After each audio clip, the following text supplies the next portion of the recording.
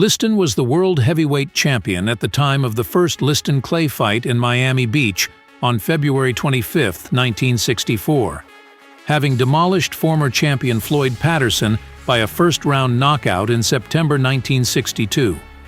10 months later, Liston and Patterson met again with the same result. Patterson was knocked out in the first round.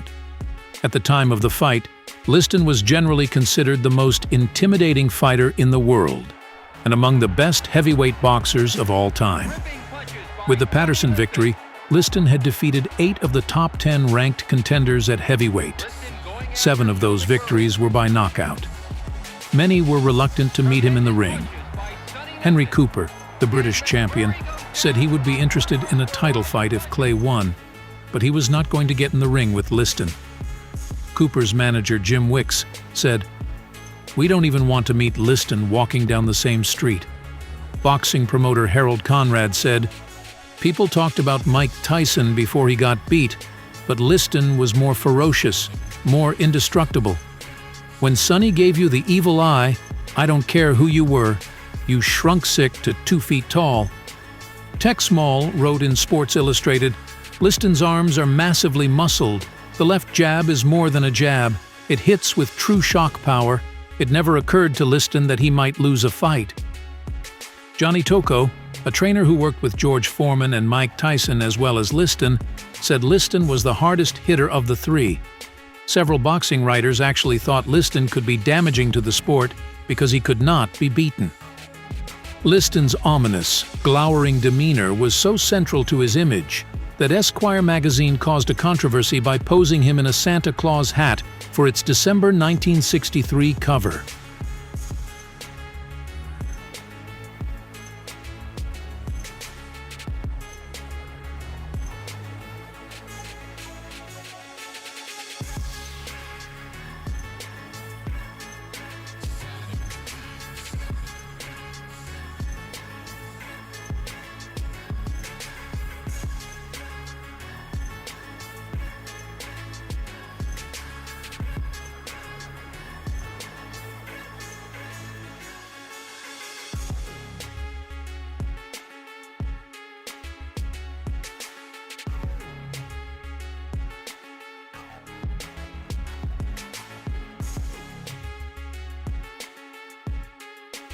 Clay weighed in at 210 plus 112 lb, 95 Klaus, while Liston was several pounds over his prime fighting weight at 218 lb, 99 Klo.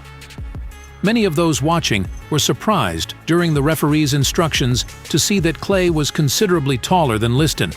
While receiving instructions, Liston glowered at Clay, while Clay stared back and stood on his toes to appear even taller. Clay later said of the moment, "I won't lie, I was scared. It frightened me, just knowing how hard he hit, but I didn't have no choice but to go out and fight."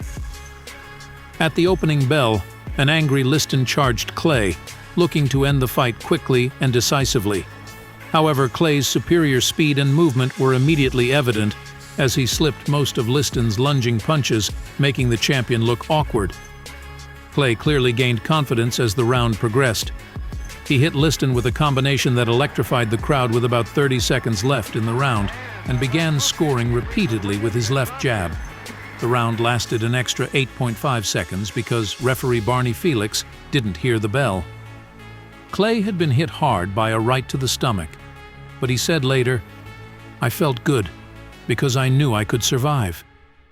Milt Bailey, one of Liston's cornermen, recalled, "In the first round, Sonny couldn't catch up with Clay, and I thought we might have some trouble." Indeed, it was perhaps the worst round of Liston's career. Between rounds, sitting on his stool, Clay turned to the press contingent at ringside and opened his mouth as if yawning or making a mute roar. Liston settled down somewhat in round 2. At one point, he cornered Clay against the ropes and hit him with a hard left hook. Clay later confessed that he was hurt by the punch, but Liston failed to press his advantage. 2 of the official scorers awarded the round to Liston, and the other had it even. In the 3rd round, Clay began to take control of the fight. At about 30 seconds into the round, He hit Liston with several combinations, causing a bruise under Liston's right eye and a cut under his left, which eventually required 8 stitches to close.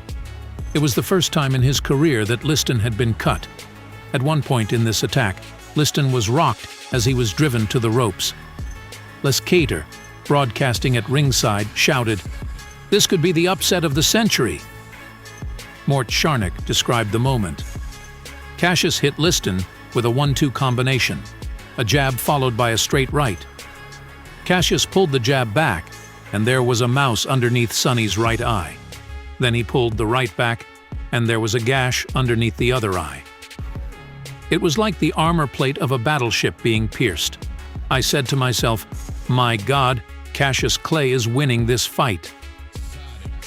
A clearly angered Liston rallied at the end of the round, as Clay seemed tired and delivered punishing shots to Clay's body.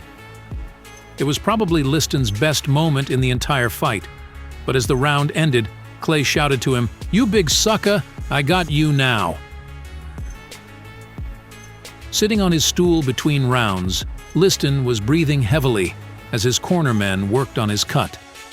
During the 4th round, Clay coasted, keeping his distance, and Liston appeared dominant. Joe Louis, commenting on TV at ringside, said, "It's looking good for Sonny Liston." However, when Clay returned to his corner, he started complaining that there was something burning in his eyes and he could not see. "I didn't know what the heck was going on." Angelo Dundee, Clay's trainer, recalled on an NBC special 25 years later. He said, "Cut the gloves off. I want to prove to the world there's dirty work afoot." And I said, Who, back up, baby. Come on now, this is for the title, this is the Big Apple. What are you doing? Sit down." So I get him down, I get the sponge, and I pour the water into his eyes, trying to cleanse whatever's there. But before I did that, I put my pinky in his eye, and I put it into my eye. It burned like hell. There was something caustic in both eyes.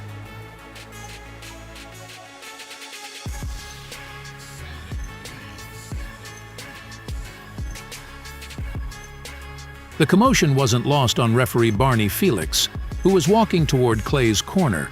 Felix said Clay was seconds from being disqualified.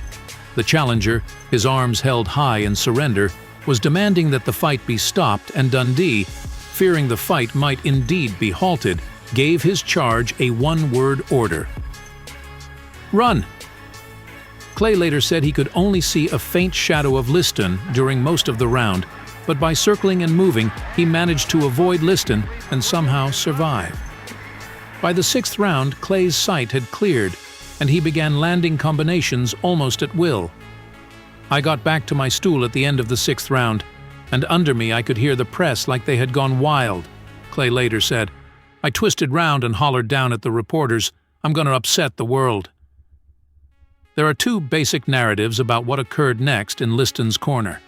According to Ali biographer David Remnick, Liston told his cornerman, "That's it." This supposedly rallied Liston's handlers, who thought he meant he was finally angry enough to win, but Liston really meant that he was through fighting, which he indicated by spitting out his mouthguard. However, Liston biographer Paul Gallander's take is that Liston's shoulder was essentially paralyzed by the end of round 6, and his corner made the decision to end the fight, despite Liston's protests. Liston spit out his mouthguard in disgust, still not believing that Clay was the superior fighter. As the bell sounded for the 7th round, Clay was the first to notice that Liston had spat out his mouthguard.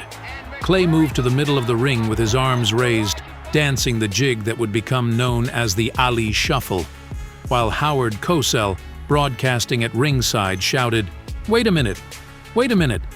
Sonny Liston is not coming out."